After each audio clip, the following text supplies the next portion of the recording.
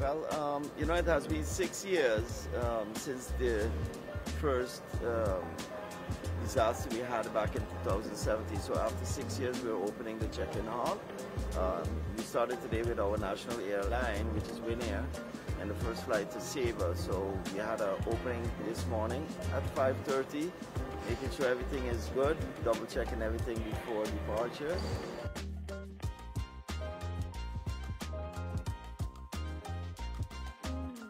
Well, I'm very impressed. I am happy. For a long time we've been waiting here in St. Martin, looking forward for this moment.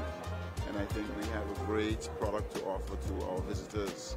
And I do hope that this may be able to motivate us to grow even stronger than we are.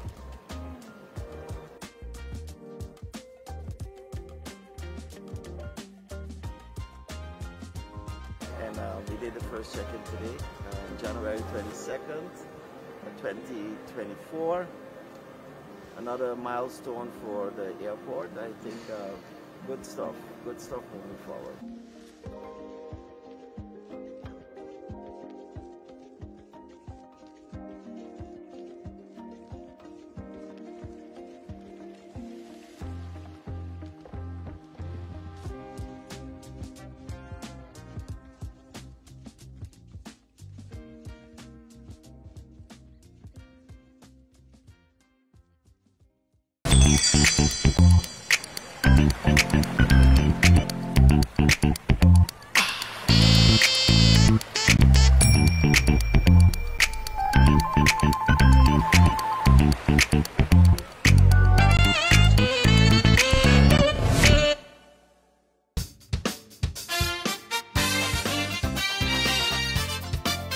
Welcome to the Late Night Show. Hope everything is okay. Hope you are dry. I'm your host, Andrew. This jacket. Tight like the Fatal Four.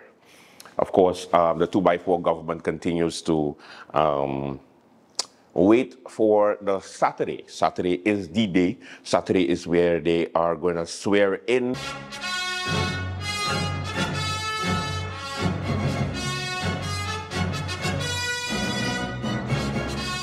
The ceremony starts at 9:30, with the swearing of these wonderful members of parliament.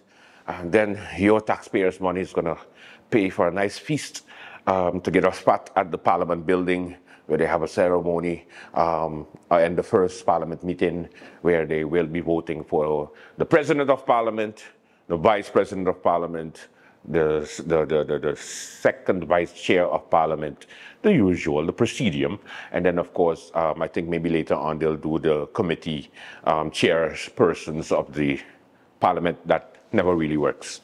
Now, as far as we know already the composition is concerned, but what I had to talk to you today about was the in-rumblings of the political parties from the Fatal Four, particularly the one that controls the USM.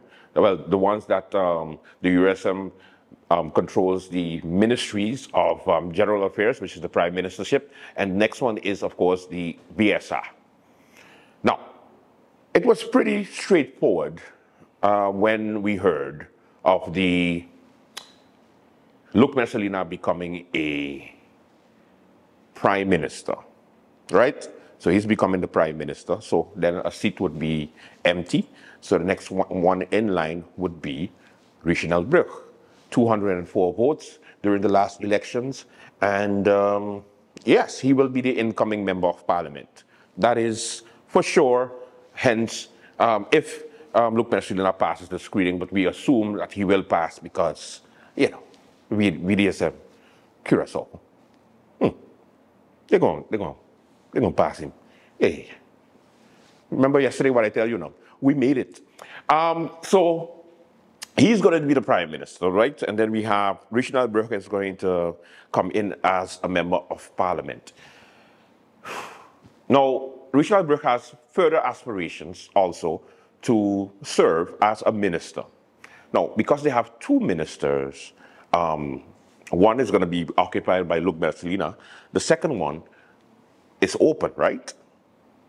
Most naturally, somebody with more votes than the other candidates on the USM can say, hey, I think I would be good for Minister of BSR, because we are putting a doctor, a surgeon, as the Prime Minister, not as the Minister of VSR, which is the Ministry of Health, Labor, and Social Affairs. It would make sense in a normal society that we would pick a surgeon or a medical professional as our Minister of Health. It's a Martin, you know, we special. So, no, we're going to take the medical professional and put him as the Prime Minister. And then we're going to look for capable candidates. I can't make this up. We're going to look for capable candidates for the Ministry of Labor, Health, and Social Affairs, VSR. So, Reginald Bruch was like, hey, teacher, hold on. Let me say something quick. Can I become Minister of VSR?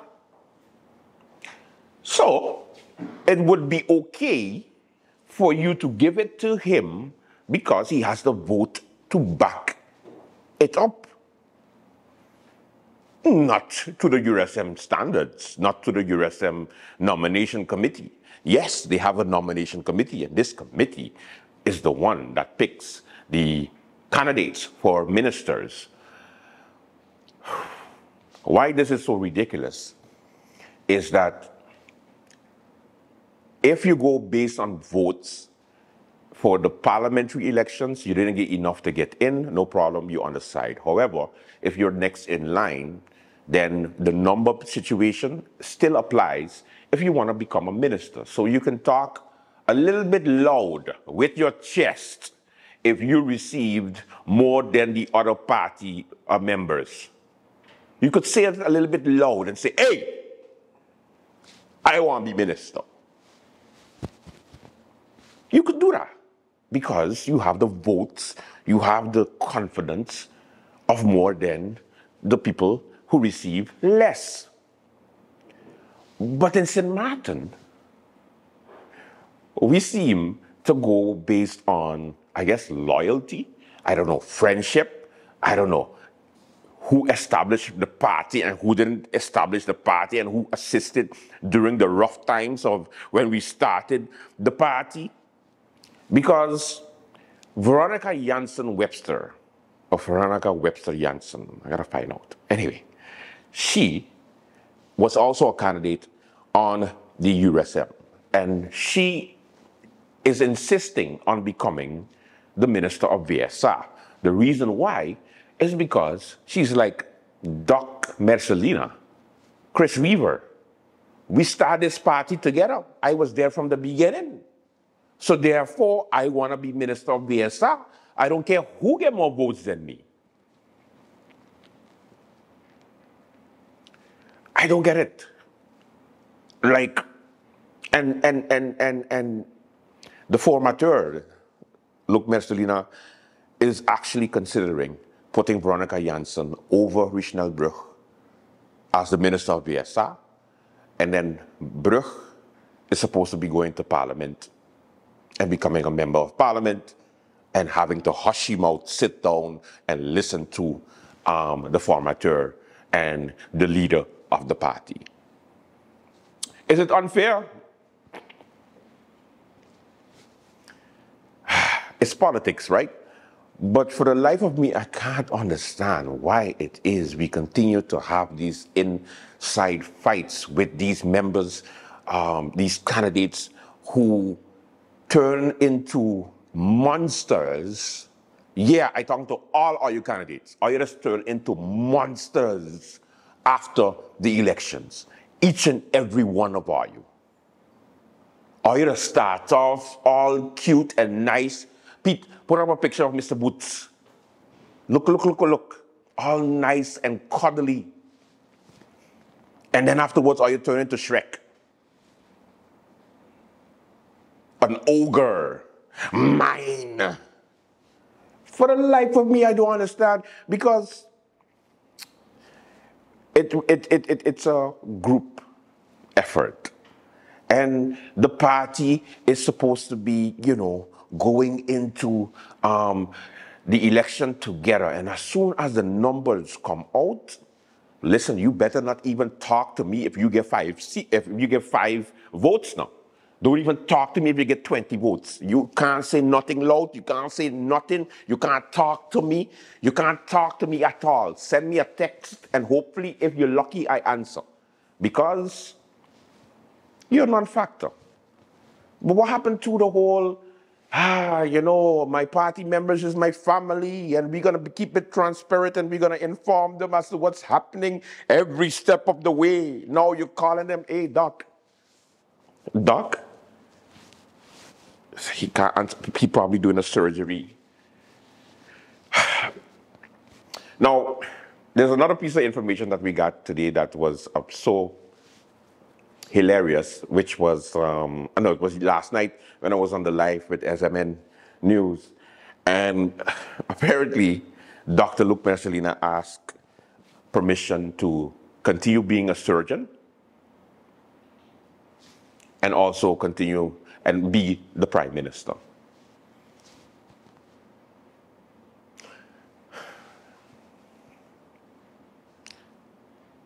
Country above self. Sorry, let me say it like him. Country above self. And I know you're thinking, like, Andrew, don't even go there. He's a great surgeon. Then he should have stuck to being a surgeon. Or, I don't know, this might be far-fetched. I might be making this up. But maybe, just maybe, he could have stayed in Parliament and continue being a surgeon. That way, you're making more money than if you was the prime minister alone. Maybe. I don't know. I might just be crazy. But maybe that would work. At the end of the day, he decides he wants to be prime minister. You can't be prime minister and be a surgeon at the same time. It just don't work. You can't be in Parliament, especially with a slim majority, majority of 8. That means that you're going to be in a meeting somewhere.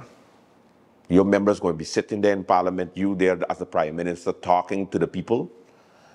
And then all of a sudden, your beeper, or not, they don't have beepers no more. All of a sudden, somebody comes and whispers in your ear and says, Prime Minister,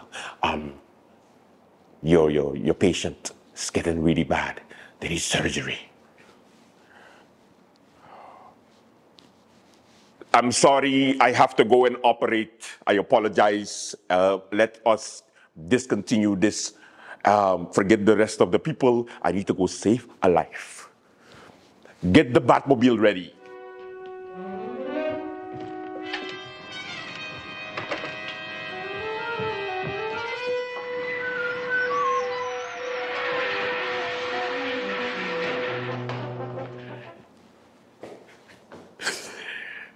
That would be funny.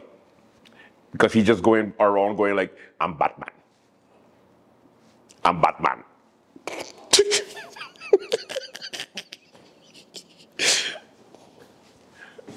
I'm Batman. With a white coat. Oh, and a surgical mask. I'm Batman. And the Prime Minister. Guess who I am? Truth is,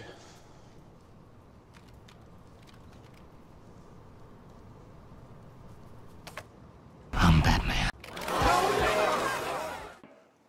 Anyway, who is Richard Elbruch? We're going to get to find out tonight. During the last public hurrah of the USM that was attended by 35 people, take a look. I've suffered here with the people of St. Martin, but I've never, ever experience what I've experienced the last 4 years. One of our main things that this party is focusing is on the people of St. Martin. The government does not focus on our people. And I'm going to tell you why. The cost of living continues to go up. The cost of living continues to go up. But what have they done to mitigate the situation? Have they solved GB issue for us? No! Have they solved GB issue? Over a year, almost 2 years, GB issue is going on. And you know where one of the first places they want to cut? Is the St. Peter's area. Why they don't go cut Maho? Why they don't go cut Beacon Hill? Right. Why are they cutting St. Peter's? You're Why right. are they cutting Saunders? Why are they cutting where we, the individuals, are living? That are barely making ends meet. Ladies and gentlemen, I work as an inspectorate of education. We are sitting here on the capital when it comes to our educational system. That's right. Here is where we produce, or we're supposed to produce, doctors, lawyers, all the different professions within our community. But you know what? Do you know what? Our educational system is just shambles. You're Where right. there is no vision, the people will perish. Yes. If these leaders have not been focusing in our education system for the last 4 years, and I'm going to tell you why. Because the evidence is clear. We are losing our youth. We are losing our future to drugs. We are using them to violence, to bullying. And what has the leaders today done? Nothing. To combat the situation. Nothing. To change the situation. Nothing. Our children are supposed to be safe when they go to school. But I can tell you, I sit down at the table with decision makers, not decision makers, with people that are also in the field. And we present solutions for exactly what's going on with our youth today. But the decision makers, the ministers, the ones that are supposed to carry it out, they ignore us. They ignore us. I'm telling you the truth. I am telling you the truth. This government, this combination of government, is the worst thing that has happened for St. They Martin. got to go. They got to go. They're telling you lies. They're talking about, oh yes, we are raising minimum wage. And come April, they will raise minimum wage. But when they do that, in reality what they're doing is raising the cost of living for all of us in St. Martin. You cannot raise minimum wage if you don't address our GB issues. You're right. You cannot raise minimum wage if you don't address our food insecurity issues. Ladies and gentlemen, there's a responsible way of doing things. And for the last 4 years, this government has been doing it irresponsibly. We, the people of St. Martin, are suffering. We, the people of St. Martin, are going to continue to suffer, and our future generation, if you don't make the change now. If you don't make the change on January 11th, the URSM is the party that you have to support. The URSM is the party that is going to focus on you, the people of Solution, the people of St. Martin. We're not talking talk.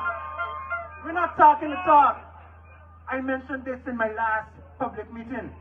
I told you that as a citizen, not even as a member of parliament, as a citizen, I have invested in the people of St. Martin by hiring lawyers to draft laws that will benefit the people of St. Martin and submitting them.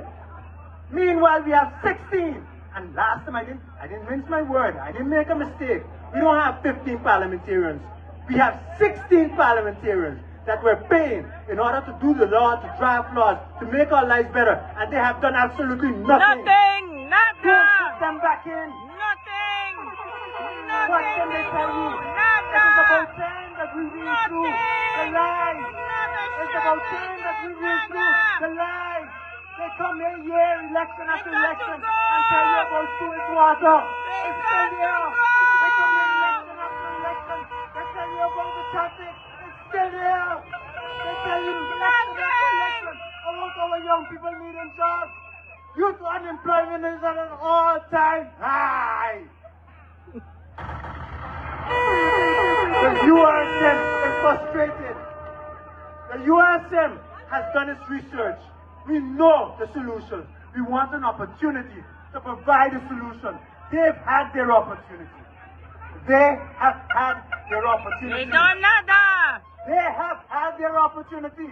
It is time for URSM. It is time for you to vote me in. Look, your candidate number 7. One of the things that you must understand with the URSM is that all of our candidates have provided police record. All of our candidates can pass screening. All of our candidates have been working throughout the years, not only around campaign time, for the community of St. Martin. I am one of those individuals that volunteer my life on a yearly, every day. Let's go, for you, Richie! the people of St. Martin. Those that I know, those that I don't know. But because I love this country, because I love my people, whether you were born here or born to be here, I love you. I will put my life on the line for you. I am asking you on January 11th, to go out and vote my first and listening to Parliament. I am working for you outside of office. Give me the task. Give me the responsibility. Give me the mandate, I beg you. Give me the mandate, I beg you. I beg you, the people of St. Martin. And I promise you, you will not be disappointed.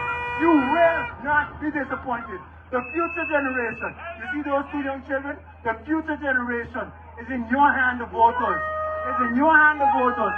And the solution for them is this party. Is this party. URSM. Led by Dr. Messalina. Not a parliamentarian, not a politician, but a humanitarian.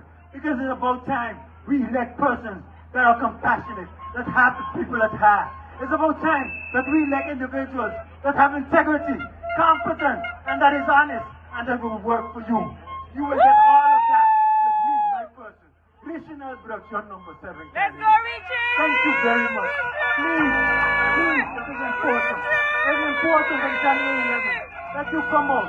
You come out and you vote. And you show them that you want to difference. Show them and let them know that you are standing here. Show them that you need it. Ladies and gentlemen, thank you very much. Okie dokie. Passionate. He's going to be very, very, very, very interesting in Parliament, I can tell you that. All right, then let's go to Veronica Janssen-Webster, who wants to be the Minister of VSR. That way you get an idea of the 2 persons that might be minister or not, because St. Martin still surprises me every time. So, Veronica Janssen. I can tell you one person that adds to the list of the URSM that knows about GEB. She worked in GBE. She was in the management of GBE. She has shown her commitment to solving the issues at GBE and working for the people of St. Martin. She's also working now for the Ministry of TIAT as the head of the Statistics Department. We are so proud to bring out our candidate number 3, Veronica Janssen-Webster, candidate number 3 on the URSM slate.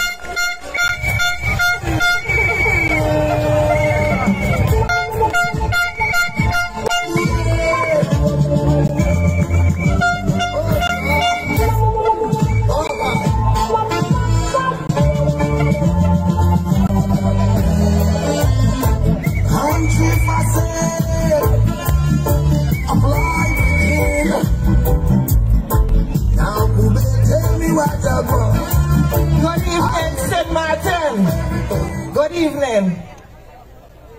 My name is Veronica Janssen-Webster.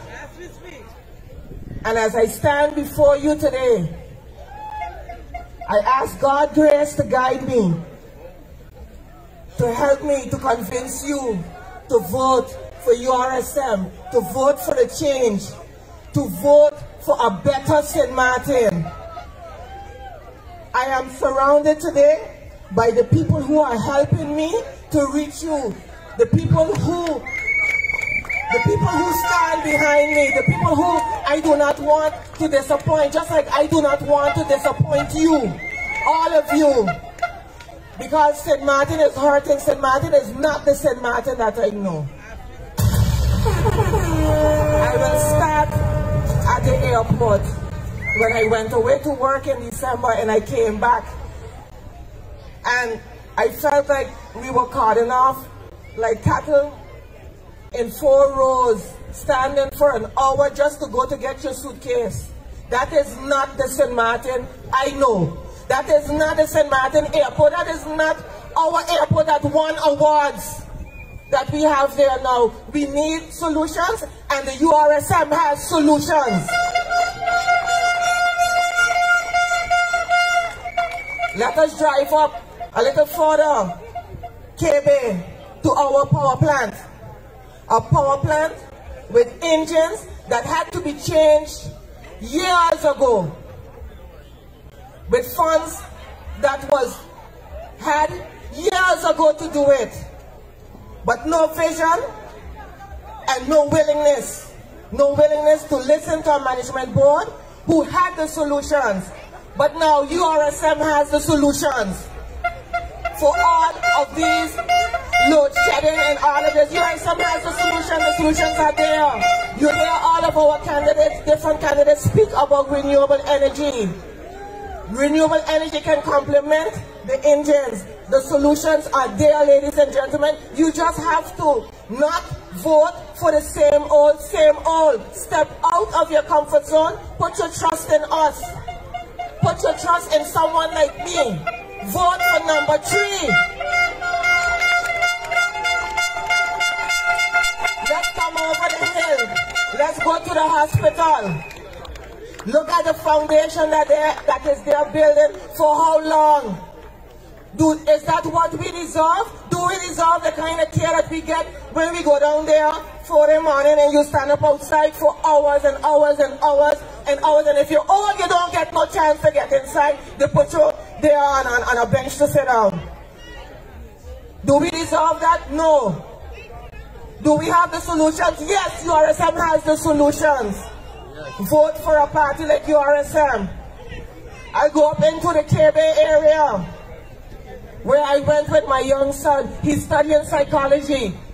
Almost finished.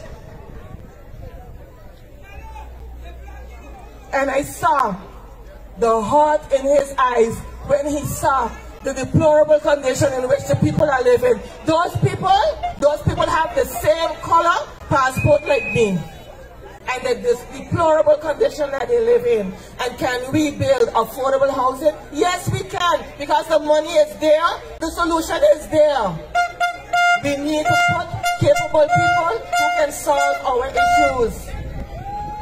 I was introduced, my team introduced me to local people who go back 4, 5, 6, 7 generations in St. Martin, where because of the struggle, they don't have GEBE connection since 2008.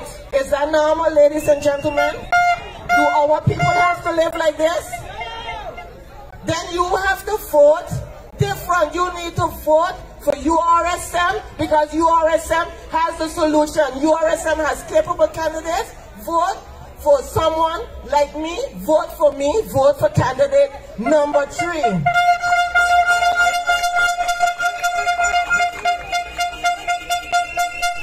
On the campaign trail, I met people who came here from other places, just like my father, who came from away to make a life here, to make a living here. And now, with the current justice system, even though they try their best to be legal all the time, we are now making them into illegal immigrants, and now we are making them do wrong things in order to secure their immigrant status. This is not the way how St. Martin treats its people. You know why? Because these people are the labor that we are using for the riches that we have. We like to stand when the bridge opens and watch all the mega yachts come in and say, oh, beautiful, St. Martin is rich, St. Martin is beautiful. St. Martin is a paradox because that part is rich, and when you go and you see the engine behind it, the engine is a tired engine now, where you don't know whether when you're 55, if you will still be able to work, whether you will have a pension or anything like that. You don't know if they're paying your SZV. You declare it, you don't know if they're paying it. We need to fix our policies. And who better to put there than you, RSM? Who better to put there than someone like me? If I go down my track record in serving this community, not only was I a president of the Rotary Club, working in the community, I am a certified foster parent. So I put in my work in serving the community, but I'm also a policy advisor by profession. I know how to put the policies together. I have co-written the energy policy for St. Martin, the poverty alleviation policy, the sports policy, assisted with the tourism master plan. It's a whole list of policies. That's what I specialize in, and I specialize in statistics. My office is the 3rd floor corner office, and I want to move now from that 3rd floor corner office to the other side of the building upstairs on the 4th floor. This election is for Parliament.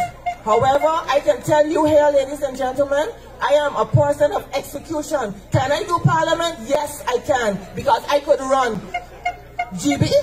I can do Parliament because I also have my public administration degree, which enables me to be able to work in public administration in government. So, having said that, ladies and gentlemen, I stand here humbly before you, and I ask you, on January 11th, make that choice. Choose for someone like me. Choose number 3, Veronica Webster. Thank you. So, you get two sides, right? Two sides of the coin. Let's start the late night show when we come back. I've got a little bit more for you. Let's go. Let's go.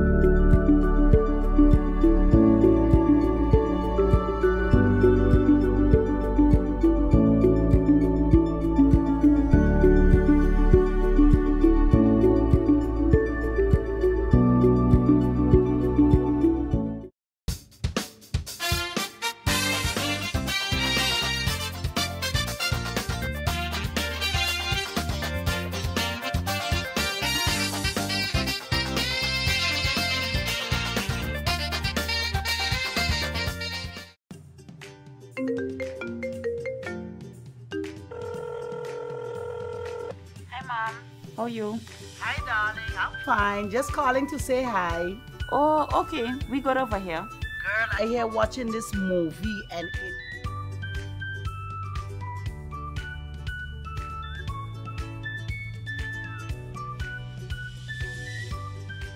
But Mom, you finished all your minutes yet? No, girl. Talem has new postpaid plans and automatically upgraded my postpaid package. Is that so?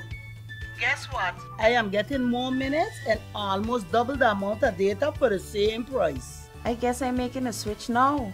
Let me call you back, Mom. Hey Tash, you hear about Telem new postpaid plans?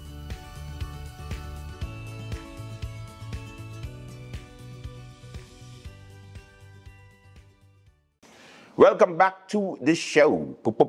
All right. Now, what we got now is a situation from the Democratic Party. Yes, the Democratic Party, remember the DP? Yes, my favorite group with Krisha Heliger-Martin and Sarah Westcott-Williams. Another episode, another day of the life of the DP. You know, their team always lit. Well, guess what lit news I got? I heard from a birdie in the DP that the candidates that ran with them are furious. Why they're furious is because Auntie Sarah does it again to piss off everybody, and she don't care. She does not care. Auntie Sarah wants to put a civil servant from Curacao, like from Curacao, as the next Minister of Finance, skipping Mr. Kutai. That one was hard for me to swallow. I didn't know what to do. And apparently, they also have another option. If it's not this Curaçaoian, they're going with Miss Marinka Gomes, or Marinka? Yes, Marinka Gomes from the PSS. You know, from the PSS, and she's a long time DP stalwart, I should say. She's also being considered for a minister, whether it's for TIAT or whether it's for finance. I don't know. I can't keep score anymore. Different names, different people. But I like Marinka, honestly. She's pretty straightforward, not a politician for sure. So that's a really good thing. That's a really good thing. Marinka, not a politician. Tell you straight how it is. That's always been her style. So I like her. I don't know about the guy from Curacao who has no idea about St. Martin but is going to handle our finances. But then again, we had Adwell Irian, so we could put Tommy from the Pondville as Minister of Finance too. If Adwell can do it, so can anybody else. All right. The other rumblings, a little bit rumblings within the No Party is also taking place. Lyndon Lewis still set for now for the Ministry of Justice, so that is still the plan. However, Christophe Emmanuel is switching and wants to become the Minister of Education, Culture, Youth and Sport, right? But the way screening works, the governor already instructed Dr. Luc Mercelina that he will not be accepting anybody with a blimp, and I mean a dot, and I mean not even a speeding ticket, not even a fine anywhere, any place. This person has to have a clean, spotless record. Tell me about your chocolate on your face. What happened? I got lemon news on my face and I lost it. Did you wash it with chocolate? Yeah. Now, of course, I'm talking about Jesus Christ because that's the only one who has a clean record. But we're going to attempt to find someone with no skeletons, apparently. So, instead of going for the obvious choice on the no list, which is Tatiana Arinel, who's the principal or the school manager of the the Charlotte Brookson Academy, it would make sense for them to have her as, the Minister of Education, Culture, Youth and Sports. And Chris like, nah, I want to become minister. So we'll see how that ends up. So after he fails the screening, I guess they'll put Tatiana or completely go left and still find a way to bring in Richard Gibson Sr. as a Minister of Education, Culture, Youth and Sport. That would be a very interesting pick. But again, anybody is better than Rudolph Samuel, who we got now. Facts. My favorite time is when we flash back and give you some of what took place a couple years ago. Let's go. Flashback. And we are here with the leader of the Democratic Party. A couple of years I haven't said that MP before. It was the UD, now the Democratic Party. The red machine is back. Tell us a little bit about that. We have the event scheduled for Sunday the 22nd, of course, as has been widely publicized. And the intention was earlier to have it late last year. But due to various reasons, we then decided for January. And in order to kind of understand the purpose of what we're doing this coming Sunday, we need to look back a little. And looking back at presently, we have the United Democrats. And I stress United Democrats because that name was chosen with a reason. Mm-hmm. It was like coming together, coming back together, uniting the Democrats. The other part of that, of course, is history. We know how it went. We participated as the United Democrats, which was actually a coming together of not the DP and the UP as a merger, but rather Sarah Westcott and Theo Heiliger deciding we are going to come with a joint slate, a joint movement. 2018, we participated in the election and nearly had a majority. Yeah, I think that's important to realize. Yeah. And again, the rest is history. We know how that went. And so, come 2020, the UD as such ended up with the one seat that I hold in Parliament. And clearly, the spirit of that body, the UD,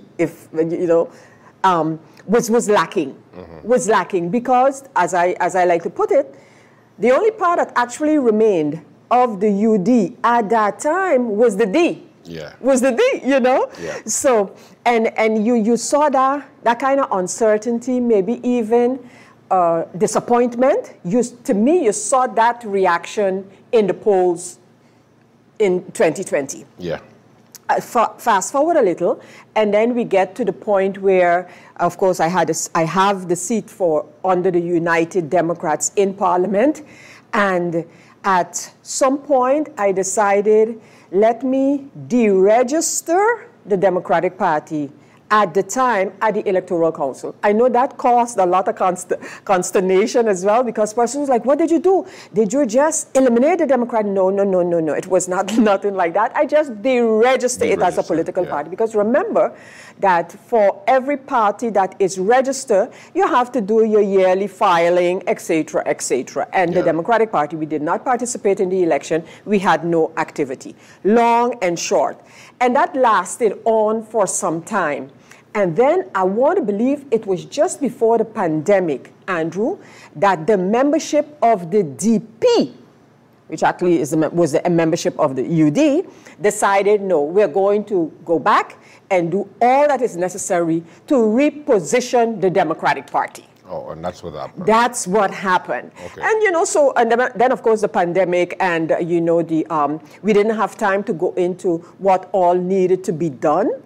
But then, with all of the murmuring and the rumoring about elections, yes, no, I said, now is the time, we're going to do it good. The same call that we made actually back before the UD was formed in terms of, guys, we need cohesion in this place.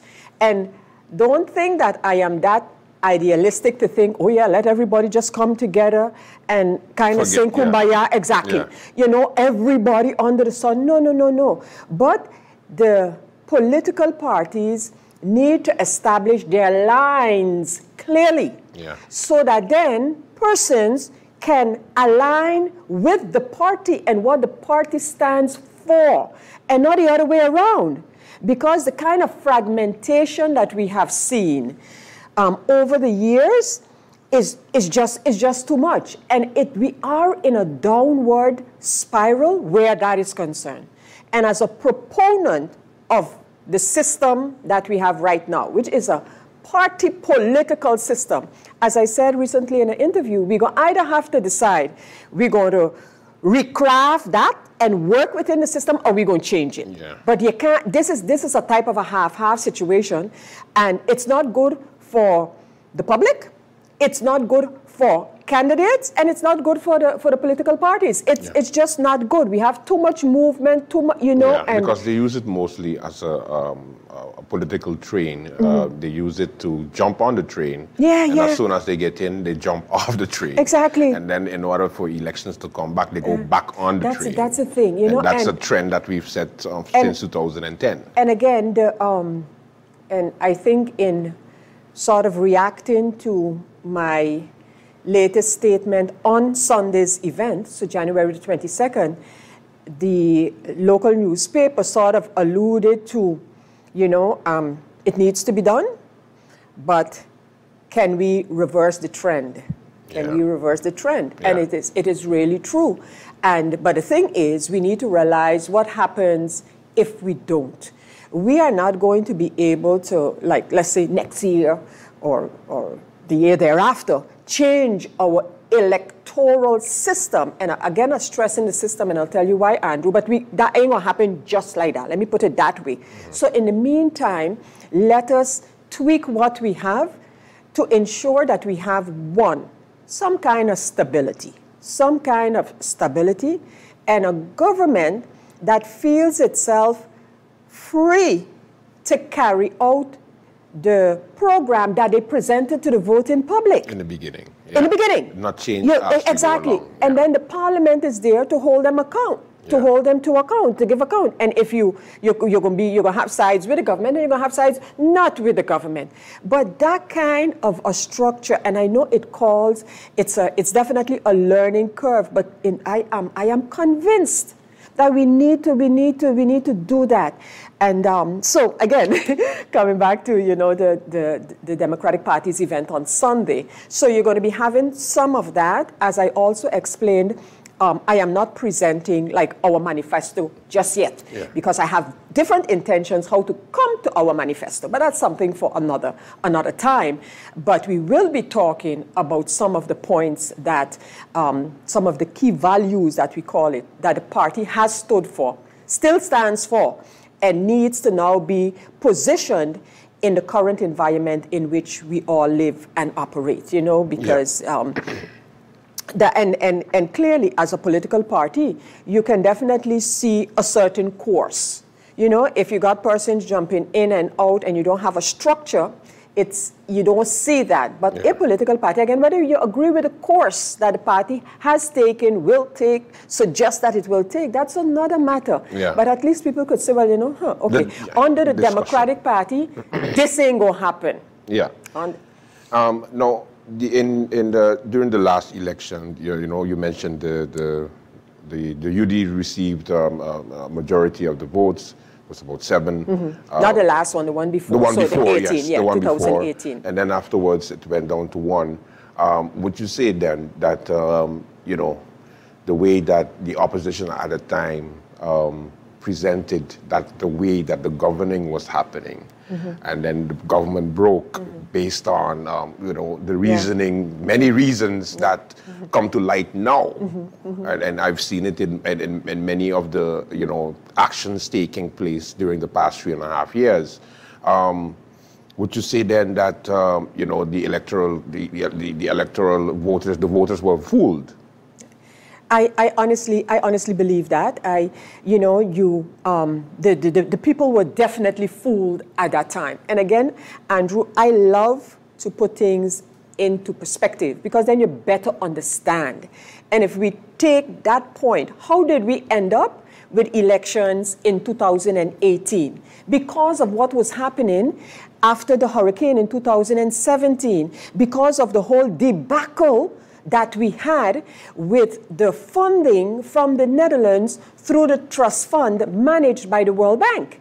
Remember that was the big issue then. Yeah. And now today, that same government, what do they have to show today as having done if it's not for that same program? All the programs. What do they have to show that they have done which is not related to that program? And so, but again, it's water under the bridge, and that's the way politics are played. And if sometimes if you're a good talker, persons don't try to look at what could possibly be behind the talk. Yeah. Could possibly be behind the talk. Because I know the airport being one. Exactly, the airport, the hospital. Look at the drama before our airport was signed off for. Not only in terms of the financing, signing, no signing, yes, maybe the management, the boards. I mean, look at all of that. Yeah. And today, this government is saying look at all we did. And it is exactly that program that because remember in 2018, it was, of course, the UD, the United Democrats, we united for a purpose, and the St. Martin Christian Party. And then with those, 2 members left, you understand, so-called on reasons, also looking at this very same trust fund and the Dutch and the whatever have you. And look at us today. Yeah. Most of the projects are being used as accomplishments. Of course. Coming out of that funding. And so we continue in Parliament now, some of my colleagues and I, to stress on electoral reform. And Andrew, I need a clear distinction to be made. So I'm not talking, let's go change up our system, get an elected prime minister. That can come. Those discussions, because every system has its good and it's bad, it's disadvantages and its advantages. So in order to decide, we're going to change from what we have, the system. So elected prime minister or a constituency-based electoral system, all of those type of things, and that's going to take some time. But there are matters right now that we can address in order to make the democratic process, so the electoral process, more democratic for sure, and giving people the opportunity to really voice their opinion and understanding what and who they're voting for and how those persons look at certain developments on St. Martin, so again, maybe while we are not going to be laying out a program, but I think it's time that political parties be clear. Yeah. I don't stand for this, okay? I don't stand for making it seem as if I get elected, I am going to represent this group or that group. That's not how our system works. The minute you take that oath, you are representing every St. Martin, every person on St. Martin, every voter on St. Martin. Another section and split it up. Yeah, exactly. Yeah. And those kind of things need to be made clear because, again, if you look at the historic development where the Democratic Party was the kind of welcoming party, exactly, given many of our neighboring countries, brothers and sisters, the opportunity to be on St. Martin.